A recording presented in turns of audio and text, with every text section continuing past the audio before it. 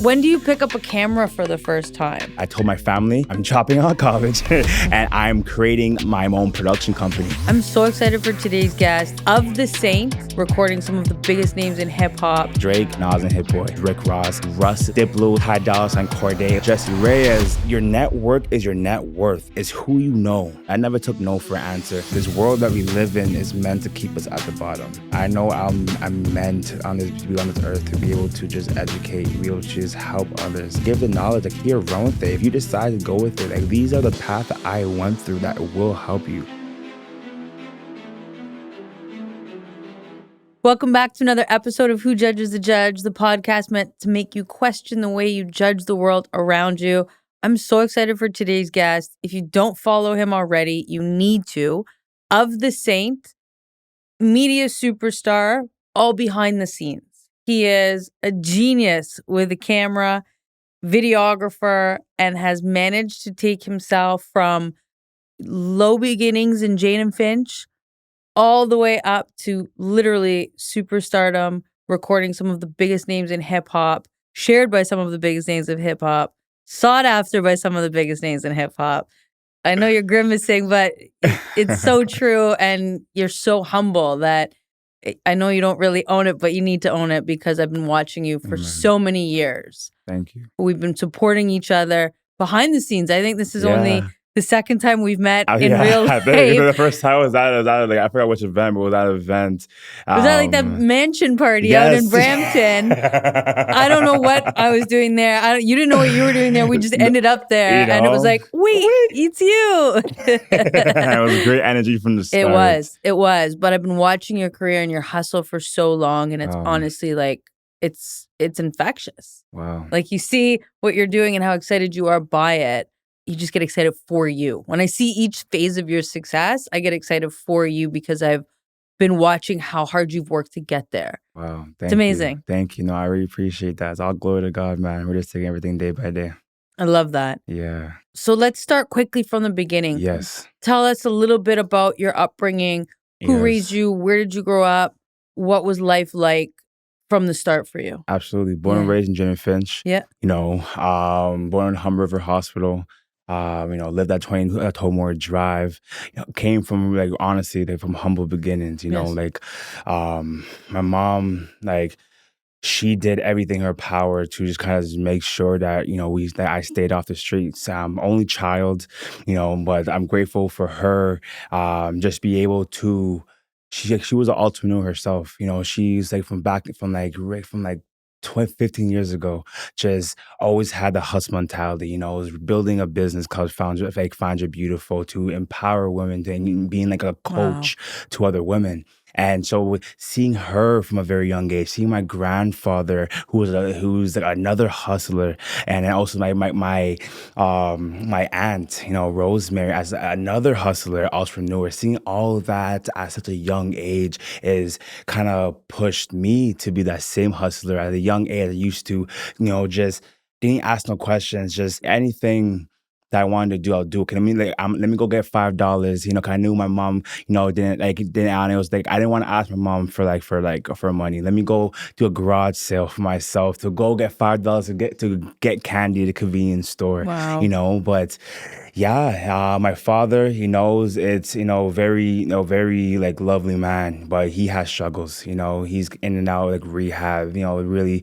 barely there, but lovely man. But it's just my story, and it's we went a lot of years just not seeing him, which kind of where I grew, I just grew a lot of anger, kind of grew inside me. And so, I stuff that honestly, it's a lot of humble beginnings of just what made me to who I am today, so yeah. A little bit. Graduate from Westview. Move around a lot. Yes. And just, yeah. So raised by your mom, mostly. And your yeah. dad wasn't really around. He was struggling his own demons. Yes. Okay. Yes.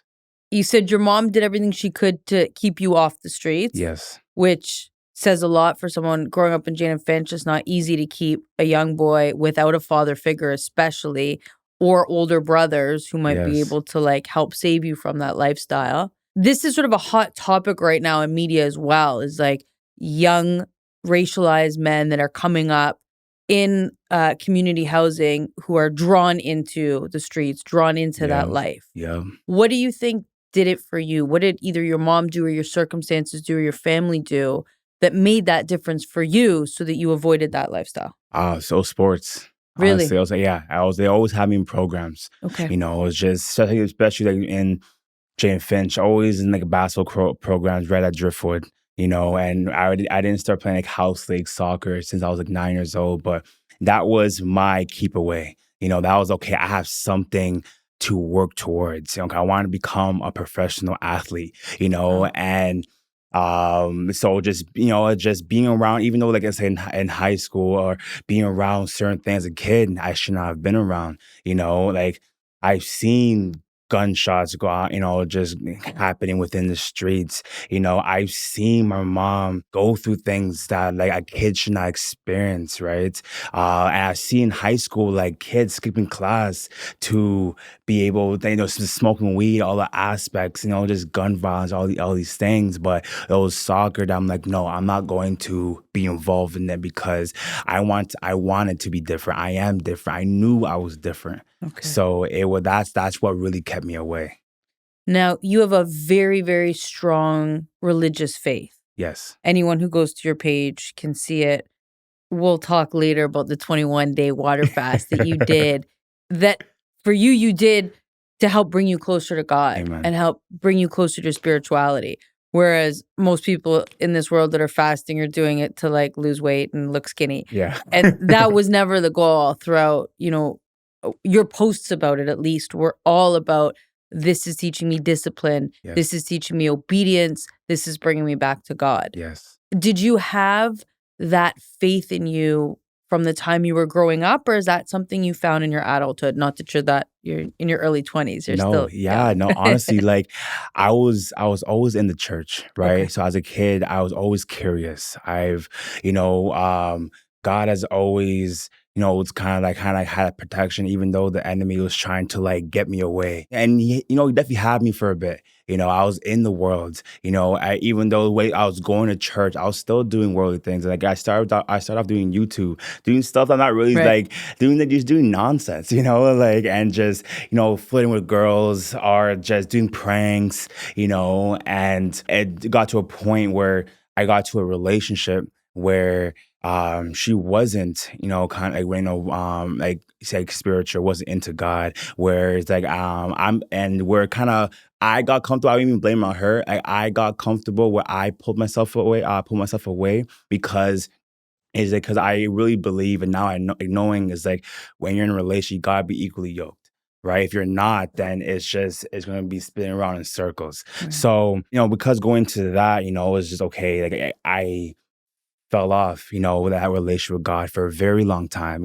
Just in the end of 2021 in the music industry, we were, smoking weed, we were drinking at certain events, not going crazy, but going to club at 18 years old, and just experiencing that lifestyle. But it wasn't until like end of 2023, one of my mentors, Sean Hilton, he told me to come back to church. And even before it was going into this, like it was, even though we were accomplishing a lot of big things, okay, like 24 years old, directing at Scotiabank Arena, Manifesto Festival, meaning, just doing OVO Fest, all these major things, I still felt empty. I'm like, what's missing? Right. And then when my mentor brought me back to church, that's when it was like, wow, it's God. God I was missing. And it wasn't until a month after, no, like a month and a half after, like around January, that's when, just I experienced, the Holy Spirit. And it was like God just gave me so many visions. It's like, this is your purpose. Wow. But even though I knew I knew my purpose and, it's new. Okay, like I need God. I need God's guidance. I'll still have to go through addictions. It's just the weed. We don't just like smoking weed, lust in my head. So I spent a whole year, 2024, just to break out of that. Because I felt down, felt a lot of weight on my shoulder. I didn't have the right team around me. And I was just, but through just the strength, of God, is just we are able to get out of that, and just it's just my mission, my energy, my just focus is just much more now Wow. than It's ever. amazing to hear that you felt like you were struggling internally when anyone who looks at your Instagram page, all you see is like success after success after Yeah, success. yeah, So, as a teenager, you're focused on soccer, you're finishing high school, you're obviously like very well connected with your family, you're close to the family that you do yep, have. You mentioned your mom, your grandfather, your aunts, like yep. you have families looking out for you. Yes. Grandmother as well. It's Grandmother, close to everyone. love that. Love that. Um, when do you pick up a camera for the first time? Wow. When I picked up a camera for the first time, it like realistically, like my first ever camera was like a DJI. I was always taking selfies. I was always like type of guy. I was just with the confidence going to take a selfie, and I was always into cameras. I don't know why, but an actual camera, it was Canon T3i when I started doing. No, sorry, no, it was a GoPro. It was a GoPro when I went to college in the States. I got a scholarship. Okay. And that's when it was like 2018. No, and Scholarship to do what? Play I soccer? play soccer. Yeah, at Okay. a school called Parkland College at Champaign, Illinois, right by Illinois University. Okay. So it was a GoPro camera that I rented out from the school. It was like end of 2000. It was like 2017 when YouTube was just getting popping. So I was like, okay, it's the countryside. I'm used to the city, so this is country. I need to find something to do, and so that's when I started to pick up my first camera. Wow. And it wasn't until when after we played soccer the year, I moved back, and I bought myself a Canon T3i. Got it for like $200 and started just going all in with YouTube. And 2019, it was just we were still playing soccer like Sheridan. We transferred to Sheridan. But then I was just going all in with YouTube. It was the pranks era. It was just, and I traveled. That's when I traveled to LA 3 times. Shout out to one of my best friends, Look My Fashion. My brother, he took me to my first LA trip. He was styling for a big influencer like Candy Simone. Okay. And so when I went out there, I was like, wow, this is different. The energy is different. It's fast paced. I'm loving this. Okay. So that's when we went all in. And that summer, 2019, went to VidCon, brought 5 people because I couldn't afford a whole Airbnb to myself. So I was very strategic. I'm like, okay, there's 4 people, 5 people that are doing YouTube. So I'm like, hey, I brought everyone together. Hey, let's all go grind. Let's all go to VidCon, enjoy ourselves, and let's split the Airbnb. And that's exactly what I did. And I utilized, but like how I got into more like photography and videography is when I went out there, I'm like, okay, I'm doing YouTube. I'm be around major influencers. And I'm like, how can I give value? And I'm like, okay, I have a camera. Let me start taking photos. And exchange of doing the photography. I'm going to try to connect with them. And that's exactly what I did. And then we got connected to Ty, the guy. He used to be with DDG's group heavy back around that time. Connected to Ambassador collaboration with him. But because of that collaboration, everybody got to collab with him, and from there, I started posting some of my pictures. And then, everyone's like, hey, you're not bad at taking photos. Like, why don't you try like doing it full time? And this is where I was at a point where I was just finished. I finished the first year. That was my second year of college. First year at Sheridan. But I'm like, man, I don't want to go to school. Like, I'm done. School is not for me. It doesn't give me. It doesn't excite me. And what I'm learning is so basic. For the money that I'm paying. Right. So that's when I'm like, okay, I told my family, I'm like, hey, everybody, I'm dropping out of college and I'm creating my own production company. Wow. At the time of the same productions. If you were to ask me if I knew how to build a production company with photography, videography, I didn't. But I was just inspired by Cole Bennett, Director X, some legendary, just directors. I'm like, wow, I want to be like them. And I seen the opportunity of me like being able to build. I had connection. Like I didn't know about business, but like I just knew how to maneuver just from the street smarts of where I'm from. So I just did it. I had no, there's no, a little bit of fear, but we just continue to move forward. And yeah, like, and I'm like, I'm okay. I told my mom, this is the plan. That's what I'm gonna do. Like, allow me to do this for the full year. I'll pay you rent. And we created all the same productions. And man, we just ran with it. And you're killing it. Thank you.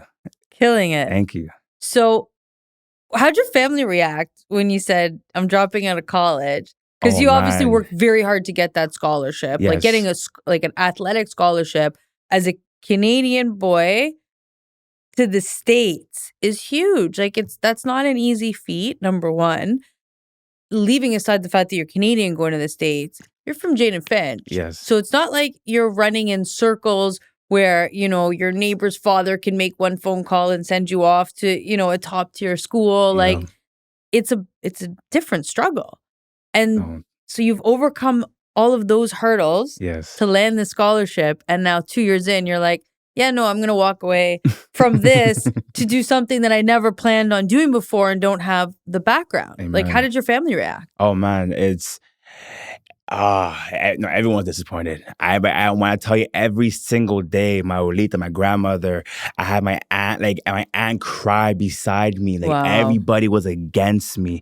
No, besides like my mom, my father, they were like, if this is what you're going to do, I support it. And even though there was hesitations, right? It was like my mom, honestly, she was like one of my biggest supporters, and because she went through it, she had me at 17, 18 years old, she knew what it is to be able to hustle, kind of trying to build your own business, So she's like, hey, this is what you want to do it. I support you, and I'm grateful for that. And she honestly, like from a young age, she always allow my wings to fly, just to spread my wings and fly, but honestly, my whole family's against it, but now they're like my biggest fans, right? But they see it like, wow. And even my grandma to this day, which like almost made me tear up. It was like, she's like, wow, it's just you're doing it.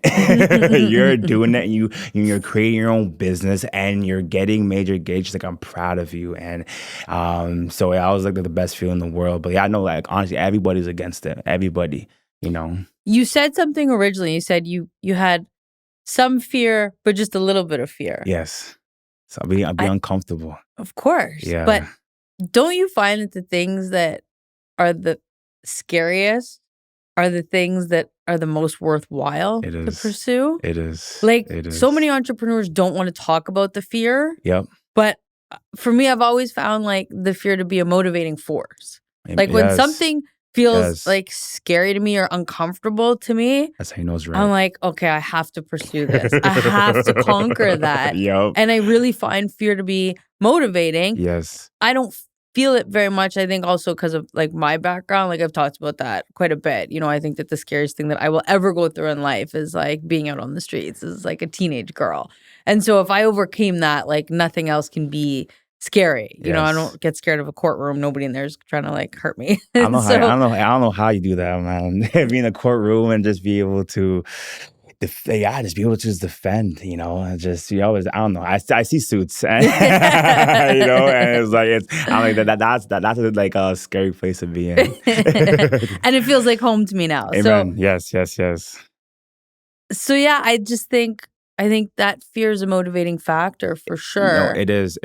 Especially for me being from, I'll explain this, my experiences. Being from Jane and Finch, you're meant to stay there. You go to Jane and Finch, you have 2 malls, you have York Gate, you have Jane and Finch Mall, right. You have 4 high schools all around, you have 10 elementaries school as well. York University is right there, Humber College is not too far away, and so you're meant to stay in the neighborhood. You don't need to go anywhere. Your luxury is Yorkdale Mall. That's your luxury, right? And I remember even going to my old high school for a job fair. I asked someone, like, after you told me, like, I've never been downtown before. Wow. So it's just, everything is just, it's supposed to be right there, right? So it's just us doing these new things, trying to grow, because we all have big dreams, right? But it's just, we are motivated or shifted, like it's so easy to be within the streets, do drugs or rob people, all the aspects, right? If you're not into sports or music. Can you talk about that? Because so many people, like a lot of my listeners know firsthand, Mhm. right? A lot of my listeners, they come from that life, but a lot of my listeners have no experience with that life. Like it's a really sort of interesting dichotomy among the people that listen and follow me. And I'm always doing my best to try to educate why it is that so many young men, especially from different housing communities, fall Yes. into that life. Yes. And, I'm often hearing, well, why don't they just go to school? Why don't they just get a job? Why Yeah. don't they just get a real job? Yep. Why do they have to sell drugs? Yep. So I can say it, but I have obviously a very different perspective. You grew up in that Yes. and avoided it. So, one, why is it so easy to end up in that circumstance? And two, why did you avoid it?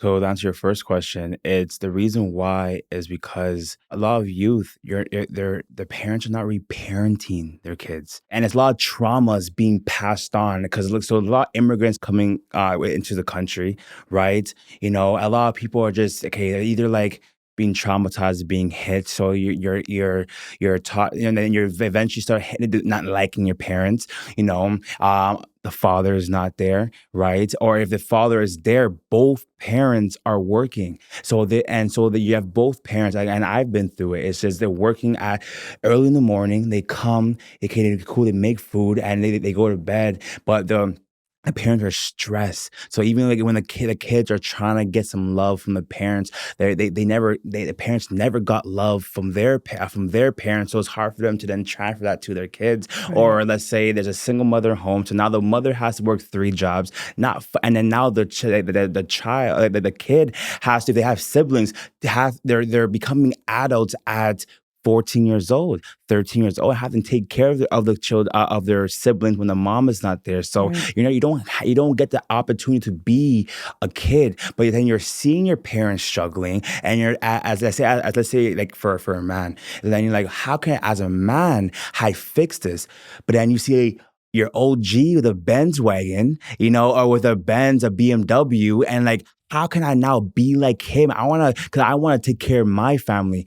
And so they go to them, and then, okay, is drugs. Okay, you got to do this. You got to rep your street. So I'm like, okay, I have to do this to get the money I need to protect and to provide for my family. So that's how a lot of people. I don't know. There's a lot of different scenarios, but like that's how a lot of people get into the street because there is nothing else, and they don't want to work a 9 to 5 because you're getting paid peanuts. And then on top of that, and then plus you have to still go to school. So that is some scenarios, but also it's just your surroundings too, right? It's because of like parenting, not parenting their kids. Like you go to school, and then you're just constantly around that. You're influenced by that. It's so easy to be influenced, and then now you don't know if your kid really has a gun, because a kid could have weed in their bag, guns in their bag, and the parent is not knowing because they don't have time to parent.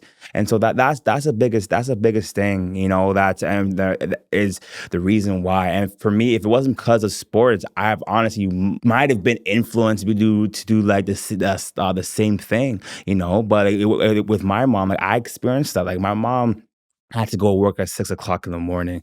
I took I had to take a streetcar at 6, 7 years old, go across because she couldn't drive me. Right. And that's like, honestly, I'm grateful for that because I got to see the world more. But it's just that's what's the scenario is. Like that's the life that we lived, right? So Of the group that you grew up with in Jane and Finch, how many other guys were you friends with that have made it out of the streets, out of that lifestyle, and built themselves into being successful, however you define successful? So absolutely. whether they're running their own business or working for someone, but not involved in criminal activity, not selling drugs, not carrying guns, not still living off of government assistance, but are Yes. actually building a life for themselves. Like, what's Yes. the proportion?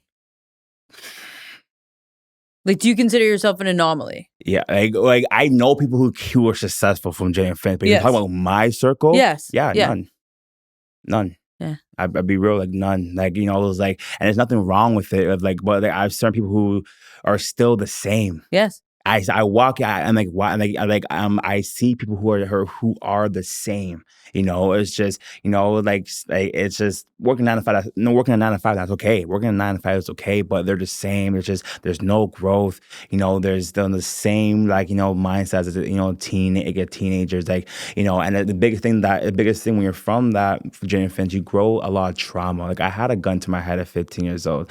All these things. I got robbed a few times. On top of that, like my father not being there, so I have a lot of trauma being built up. But I'm grateful enough of just God just told me like, no, like if you want to be successful, you gotta work on your mental health. And I took years, starting from 18 years upon years to work on it. But you see a lot of people, especially with like the Caribbean community, the African community, a lot of different other communities too, not just them, but it's just where their mental health is the same. They're still angry, they still get mad at the little things, and it hurts. That's why we're here, that we're focusing on that right now. Like yesterday, I'm starting a panel of the summit. When we had Dukes, on the panel. He's from Gin and Finch. He grew out of it, right? But it was amazing to see, because it was just educating, people, focus on mental health, financial literacy, and just able to fast track, just people's journeys. It's like what you're doing right now with the podcast. But it's very slim. It's very slim. That's why I encourage people. Like, if you want to be, everyone's great. Everyone's already somebody. But if you're from the streets and you want to grow, like, the things that we gotta focus on is our mental health, and is learning that define financial literacy, because it's just you're not getting your first check and going buying Jordans or shoes, like how I did when I got my first check, right? But yeah. We all did that. Yeah. My first check in law, I bought a Louis Vuitton wallet. That was the first thing I bought for myself with my first check. I think we all do it. I think when you finally get that check and you're like, wow, I'm doing well. You want to reward something, and that's how society teaches us to reward ourselves. And then you realize like, oh wait, no, I have to invest for the long term. I have to use my money as a tool, and it's not as the end result. Anyways, financial literacy is a whole different conversation that nobody teaches. Yes, I'm still learning that right now. Me too. I'm still learning. Me too. And I'm probably twice as old as you, and I'm still learning. And now I've got a team to help manage money for me. But you have to seek out that information. It does not come to you. Yes. Especially when you're coming from certain communities or certain families. Like, for me, it was my grandmother. Thank God I had her to teach me how to save and how to use a credit card. Amen. I didn't even have that. No, that's amazing. My grandmother's like, it's okay, spend. You'll get it back. It's okay, spend it. I'm like, okay, And now you put it towards other ventures, though. Yes, absolutely. So let's talk about that. We detoured in a beautiful way, and we're going places that I definitely wanted us to touch on. But your career is like phenomenal. So thank you. So you're in LA. You get 5 people together to share an Airbnb because you couldn't afford it. Yes. But you knew that you needed to be there. Exactly. Which is amazing. And you've always known where to situate yourself in order to grow. Amen. That's a huge lesson. And a lot of people don't know how to do that, because that's networking and that's seeing opportunities. Yes. How do you do that? And where do you go? Like after LA, how do you take that experience and turn it into the production company you now have called Of the Saints?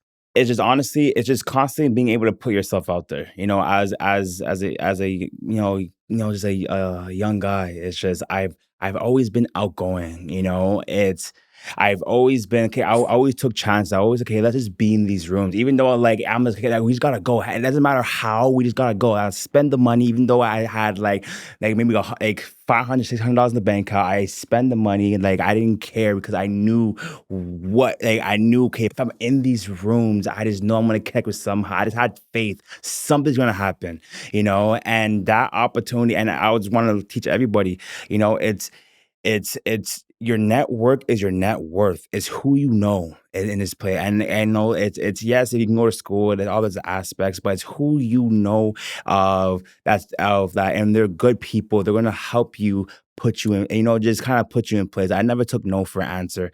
And I just always, through Instagram helped me a lot. Just kind of to bring up kind of like my personality, and it's crazy because I had a bad stuttering problem as a kid. I don't know how I was in front of the camera, but I still did it. I just, even though I was uncomfortable, I still just worked on it. And because, okay, being at VidCon, like feeling the energy, I think traveling is very important because Toronto is just, there's a ceiling. Yes. There's a very low ceiling in Toronto, so I will advise everyone go travel. If I didn't travel, just seeing other people's hustle, I would never experience. Okay, cool. This is how because I'm very observant. Being from from the streets, I'm very observant, right? My surroundings all the time, so I use that to my advantage. Of like I see how other people are working. So, okay, let me implement that. Let me implement that. Let me ask questions. How'd you do this? How'd you do that? How do you work this? And so that's how I got around. So when I created Of the Same Productions, it's just I was never afraid because I had a decent community. I think I had like 4,000, 6,000 followers at the time, and it's just okay, how can I utilize my community? Okay, I have like my fashion, and my boy, my best friend Carlos. I have all these kind of like influencers. Okay, let me take that. Let me use that to my advantage. So I started doing a lot of stuff for free, hitting up different influencers, different models. Let's just shoot. Let's go around and shoot, go to this location. And there's a lot of that.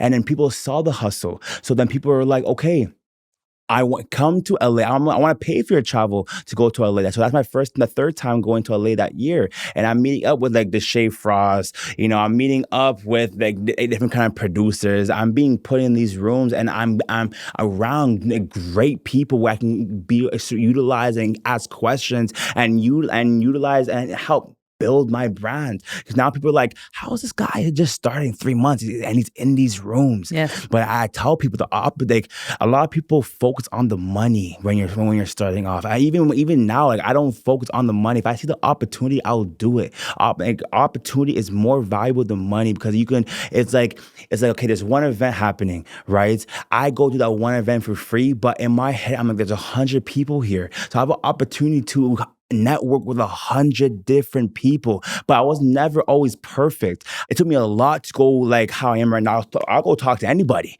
but like when I'm in these rooms, I'm like, sometimes I'll talk to nobody. But it was me stepping out of my comfort zone. That was always me. I was always like stepped out of my comfort zone a lot. And I advise anybody is just always step out your comfort zone. Stop making excuses. I see too many people make excuses all online. Oh, but I have to do this. I have to do that. Okay, cool. Then stay where you are. Then and that's no disrespect, but there's too many people that make excuses. But I was and I get it, I understand, but it's just because I never made excuses is the reason why I'm okay. Cool, all these opportunities are happening, and even. I'll tell you a story how I met my mentor is okay. I started my production company in September 2019. And because of that LA trip, that third LA trip, okay, I'm hustling.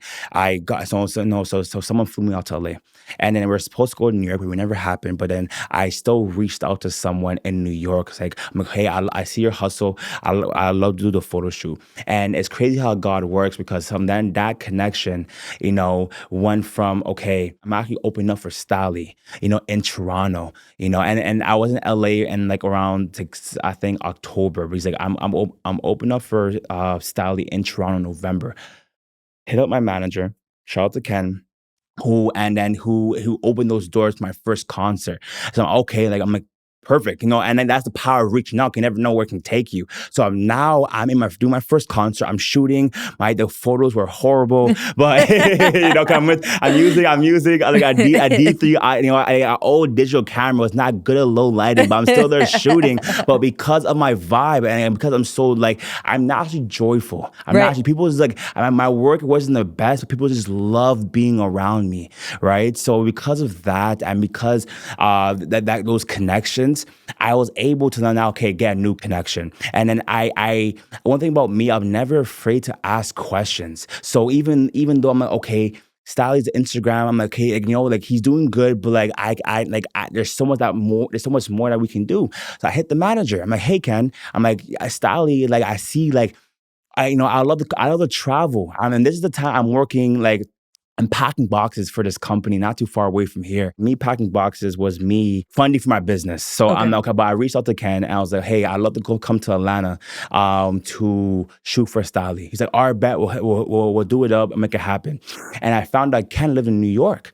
Something, like God said inside me, I want you to go to New York, then go to Atlanta, and come back. And I'm like, in my head, I'm like, all right, I don't know. I was like, all right, I'll do it. And when I went to New York, when I traveled, it was like $50 extra. I got paid for my first music video. I'm like, okay, cool. I'm using that money to fund my trip. So when I got to New York, and I landed, and he's like, Kenneth's like, hey, my best friend Carl, he's gonna get us into Russ's album release party, And I'm like, wow, I'm like, I made it. My first New York gig, not your gig, my New York just music, and being in the industry, and we're in that's a scene. That's a scene, yes. A scene. Being in the scene, and this is when he was just dropped. I'm not gonna get the album correct, but it's like Shake the Globe, right? So when we're in there, build a relationship. I'm like, okay, cool. Carl, he wasn't at the time, but he's the one that editorials for Billboard. So I'm like, okay, I cannot lose this connection, and I naturally vibed with him. And so throughout the journey, throughout like 2020 is when COVID happened. I'm still reaching out. I'm making sure because the thing is, it's easy to build a relationship. It's easy to get the relationship. The hardest part is maintaining. Yes. So, but I made sure, okay, reply to your story. I made sure I just checked up with him, and it wasn't until mid 2021 I hit him up like, hey, I'd love to come to New York to do a music video for you. But he's like, and he called me back afterwards. He's like, hey, actually no, let's forget about that. I'm about to interview Nas and Hit Boy. And the first ever interview, because they just won a Grammy for King Disease 3. Right. And it was the first time, they did an interview together. He's like, if you can get out to LA, my trip wasn't paid for. I still had to pay for myself to get to LA. But he's like, if you can get to LA, you can cover the event. I'll pay for accommodations, but you can cover the event. So that was our first kind of like gig with him. Next month, it was Rick Ross. Then next day, we're at the Drake and Kanye show. And then, a day after that was my first Rolling Loud that he brought me into under Billboard magazine. And that's where I got connected to Hip Hop DX. Shout out to Jeremy, shout out to Elise, and then they signed me under the program a month later. So now I can use Hip Hop DX to get into any concert. So now I'm going to Corday. Now I'm going to the Junos, and then from there, and shout out to DJ Charlie B, and from being at the Junos was how I got the OVO Fest and the OVO Fest opportunity.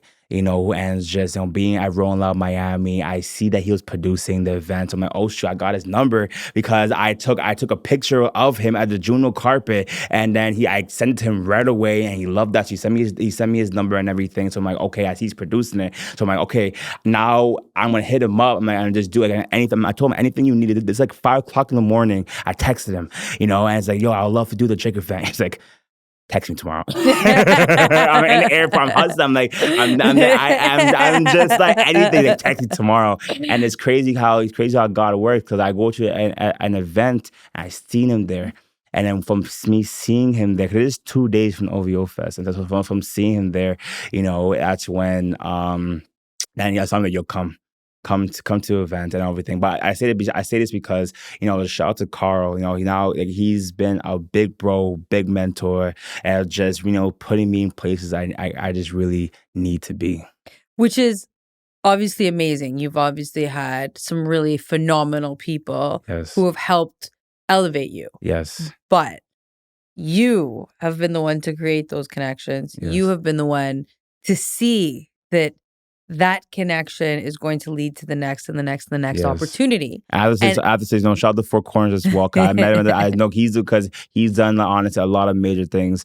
Just where I met him, first met him at the Junos Award as well, and he's opened up phenomenal doors. And I'm very grateful to have him, as a big bro, as a mentor as well. Because I was doing well in the States, but he's opened up the Canadian doors for me. So I'm sorry. That's amazing. Don't be sorry. No, you.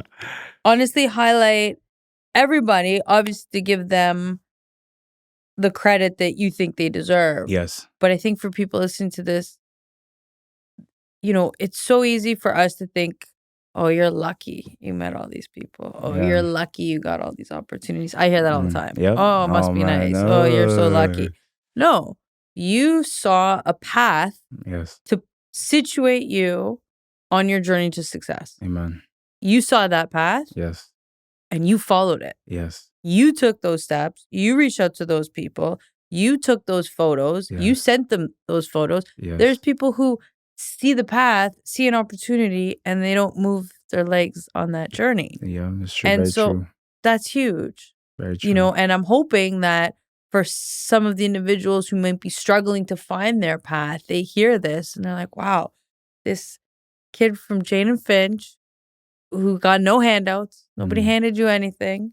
You saw an opportunity and took a step in that direction, and then another, and then another. And each step along the journey gave you a door that you could walk through for the next adventure. Amen. And it's been huge. No, thank you. To the point that Drake has circulated your photos on his Instagram page, and you blew up. Yeah, that's what. No, yeah. That was a huge turning point No, in your career. It was. It was. You're, door after door open to get you into OVO Fest. Yes. But you get there and you take some really incredible photos. Like by this point, you're now like super talented. Yeah. It was always there, but you had to hone that talent. But by the time you get to OVO Fest, you're like, you're like the guy. And I'm like, this is everything you prepare for, all the Rolling Loud pictures. Yes. Everything prepares you for this moment right here. Yes. No. And so you snap this incredible photo of Drake on stage, mic in hand, sort of leaning over the crowd. I can like picture it. And you circulate it. You obviously tagged him. Yes. He reshares. Yes. He gives you credit. Yeah. And that was it. It's been like this straight uphill trajectory from there. No, yeah. And it's like, honestly, it was a life-changing experience. And it was crazy because what you touched on, I met him when I was like 10 years old. Talked to my dear Rosemary. They were on a set together and she didn't have to bring me, but she chose to bring me. And it's when like Thank Me Later just came out. He was just, he's like, it's just, I think he was hosting the MMVAs that year, and he's like going up, and he was the first ever celebrity I ever met. So now 12 years later, to be able to be by his side, to be able to be on stage right behind him, the only photographer on stage at the All Canadian North Star, and then right next to him, getting to like props. I'm right beside him. I'm like, I don't know, like, congratulations, man. And he looked at me, he's like, I'm like, yeah, and I'm like, it felt good. I seen him 3 times, within that month and a half, because shout out to like Mauricio, because from there, after because if you see the clip with Drake and DJ Charlie B, right in the back you see Mauricio, and it's just he then puts me on with Jesse Reyez, right after, and I saw my All Canadian North Star. Then I got on stage at the actual Young Money reunion, and then I went to, and then I from there, that's when and the reason why I went viral was like, yes, he posted me, but I took those clips, sent it to Shade Room, sent it to Academics, sent it to Power 106, and then No Jumper picked it up, and it was getting millions of views. But even on my page, the clips are getting 1 million, I think 2 million, 500,000 views. So now I'm like, and the algorithm is now like, I basically bust the algorithm. And then afterwards, okay, like, Mauricio gave me the opportunity to, shoot with Jesse Reyez, like right at the, when she opened up for Kalani, and that's when she announced her album, Yessie. She gave me a whole experience of how important a team is, how important a team is. And from there, it's just because it's like a structure. She gave me it was the first time just giving me the experience that I deserved. She's like flying me out where her album release party had, I saw Drake. That's when I saw Drake for the third time. I could go hail him up, and I actually got to it was like Drake there. Diplo was there, Ty Dolla $ign, Corday. It was a crazy experience. And then it's just covered. And while I'm there, hit me up again. It's like, hey, you want to come to Colombia? I'm like, heck yeah. And that's when they call me like a personal driver, then I'll send you, I can send you these clips, but I send me with my personal driver. First time experiencing first class to Colombia, first time when I land there, I have like my own like driver, like Saint, picking me up, like it was a whole great experience. I'm like, and I was like, from this, I'm like, wow, this is what life can be, and then we went to like New York. So we went to like around New York for her album release, just like for her to be all these media outlets within in New York. But man, no, it's just those memories, those experiences, it was just really help me kind of, just launch my career, and like just being around these people, like being educated, and and just shout out to her, shout out her team, and just as what you said from there, it's just because, and that's why I tell everybody, it's the reason why you gotta put in your own hustle at the beginning, because after we get to a certain point, stuff naturally just starts happening, I love that you're still pulling lessons from all the more successful people that you meet. Yeah. Right. And I love that. I love putting myself in rooms where I'm the least successful in the room. That I prefer, because that's where I'm learning. Amen. I'm learning from other people who have figured out aspects of business, aspects of media, whatever the case may be, aspects in life, just people who are more successful. That's who I'm going to learn from. Amen. And so I love giving back and helping people who are less successful become more successful, something that you do as well. I know you're currently giving out the full program for how you did what you've done to other people. You've had that up on your page for some time now. And it's amazing. I love that you are trying to give back to your community and helping to show Yes. other men who don't want to fall victim to the streets how to do what you've done. Amen. It's Amen. huge. It's I'm a big believer that it's when you have this knowledge, it's not just meant for you. It's pointless if you can't share the knowledge, share the wisdom with other people. It's pointless, because it's just this world that we live in is meant to keep us at the bottom, so like I know I'm meant to be on this earth to be able to just educate and be able to just help others, and be able to just give the knowledge, like, here, run with it. If you decide to go with it, like, these are the path that I went through that will help you, if you actually put in the time and put in the effort and just taking action, figure it out. And now is more easier than ever. You have AI. You can ask any questions on AI, on ChatGPT or whatever you're using. Yes. So you have no excuses. But now it's just taking the action and and it's figure things out. But it's just I want to advise everybody. It's just, if you're stepping into it, if you have trauma, work on your trauma. Then work on the financials. And it's just do, learn on the fly. But then, while you're doing, learn about the business. That's what I wish, I learned from the very beginning. I knew I had to learn it, but I was just lazy to learn it. I'm like, I'll figure things out, and God's been telling me, oh, you gotta do this, the organization, this and that. I'm like, I'll figure things out. I'll hire someone. But no, it's like, it's important that we learn it first before we then hire it, because at the end of the day, if you want to grow and build a business, I know you know this, you need a team. You can't do this by yourself, because Yes. there's a lot of things that I'm not good at. So I need to get people who are good at it. Like, for me, I'm not good at admin.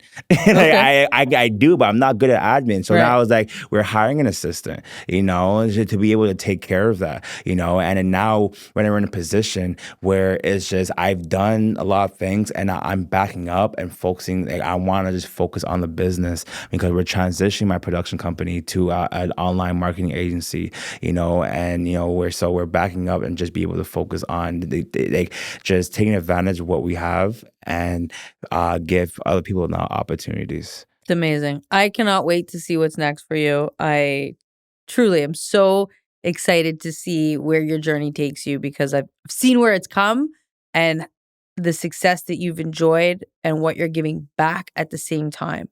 It's like, as much as you're getting, you give back. And that to me is really beautiful. No, thank you. I just want to, Eh, give you your flowers too. It's just, it's just be able to defend, get people, out of like serious situations, that can really kind of like affect and change their life for the worse. And, I just want to give you your flowers because, it's just your, like your purpose and what you're doing is amazing because you see beyond, you see the good in people, and you see beyond of what they've done in the past where a lot of people like they're very judgmental, but you're like, you see beyond and like, no, I see the good in you. I'm going to help you, So I just want to say thank you for everything that you're doing because you're impacting and you're honestly changing the world for the better. I appreciate that. I think we all have to do our part, especially these days. If listeners don't know where to find you, how do they find you? How do they connect with you? How do they see your incredible work? How do people perhaps hire you for video Yeah. production, photographs? You got a huge event coming up and they want, of the Saints production there to capture it. How do they find Yes. you? So you can find me, on Instagram at like of the Saint official. My DMs are always open. You can always just find me there. LinkedIn at Elijah de los Santos. And if you want to hire, my online marketing agency, to help, build your corporation, help build the brand, help build the culture, help build the community. You can find us at OTS Media Agency, where we can help you with social media, management, brand, market research, advertisements, and giving you quality content as well. Love it. Thank you so much. Thank you. Appreciate you. Appreciate you.